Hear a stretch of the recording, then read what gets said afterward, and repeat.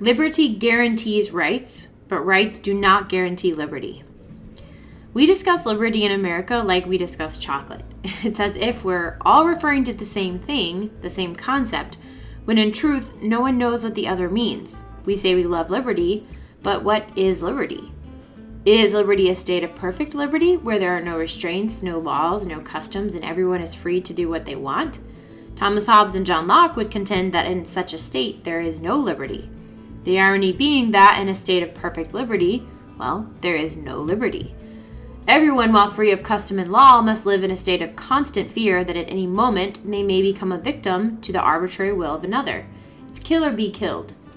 There is perhaps no greater example of this than the Wild West in the United States after the Civil War. This is the kind of liberty for which many today seem to long. They want no customs, no restraints, no laws, no moral expectations. They'd rather their own conscience be the final judge of what is right and wrong, good and bad. Therefore, any outside or objective source of law, restraint, or power is seen as tyrannical and destructive to their liberty. When they say liberty, they mean liberty to do whatever they want, unhindered by anything. This is where rights take center stage and liberty becomes the supporting character. Everyone has a right to whatever their heart desires, and no person, institution, or religion should say otherwise. And yet, ask proponents of this kind of liberty if they'd rather just live with no government at all, and I doubt you'll find that many of them want actual anarchy. Now, in fact, you may find that many are heavily in favor of an immense amount of government in realms of health, education, the environment, and the like. The juxtaposition of wanting complete liberty while also contending for a powerful government seemingly never becoming an issue. Yet there are many who are heavy proponents of government restraints, laws, and customs on human behavior with no real limitations. In other words, there are some who believe liberty is simply the ability to vote and be involved in politics, while still agreeing that government should mandate morality, religion, and the like. Liberty, then, exists in a fence, figuratively. And the size of that fence can be arbitrarily decided by whoever created the fence. Those inside the fence are subject to the will and whim of another, because those inside the fence cannot be trusted to use their liberty wisely or for the best. So, what is liberty? Is it running barefoot on an open field, the wind blowing through your hair and the sun shining on your face? Is it the ability to be whoever you want to be, regardless of science, facts, and nature? Is it the right to have a say in how your government functions? Is it the ability to live free of stress, worry, or fear? Is it freedom from the consequence of actions, freedom from responsibility? Is the necessity and subsequent pressure to work and provide food, clothing, and housing a chain or a blessing? I think many conflate liberty with the elusive emotion they're really searching for, happiness. Liberty does not guarantee happiness, only the pursuit of it. Liberty is not an emotion or a feeling, it is merely a state of being. It is the state of being that allows one to take responsibility for one's own life without the fear of an arbitrary power over them. Rights can get in the way of this, because the presumption of rights is that we're owed something.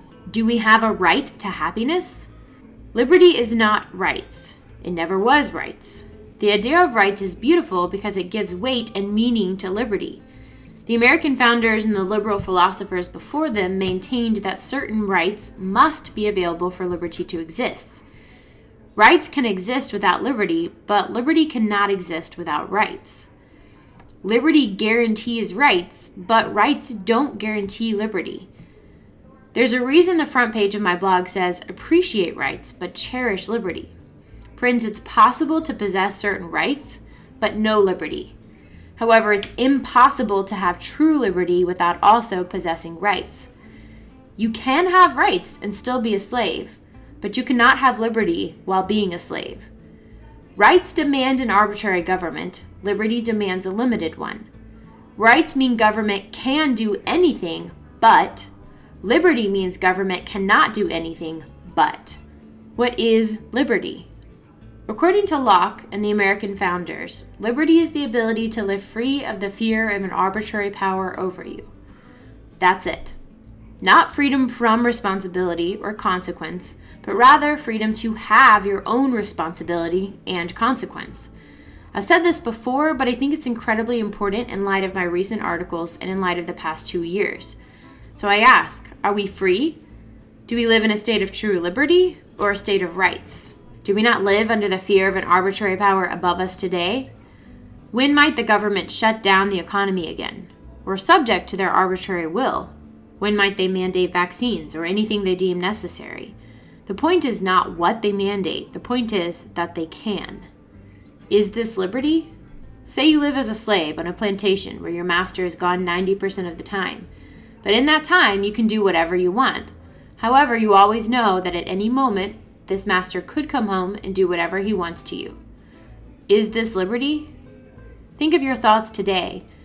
Do you believe you are that slave or that you are the master? Does your employee, i.e. government, act like he is the master? Do you act like he is the master? Are you free of the fear of the arbitrary will of another above you? But what if your master's powers over you were constrained, confined, and defined, and you had a say in that description? The founders knew that for liberty to thrive, it must be built on a proper understanding of human nature, one that acknowledged the need for laws to restrain the wicked hearts of men, and the need for a constitution to restrain the wicked hearts of the men making and enforcing those laws. I mention rights because sometimes rights can be liberty's mortal enemy. What if a significant portion of the population suddenly decided they all had a right to internet, a cell phone, food, water, air, housing, education, healthcare?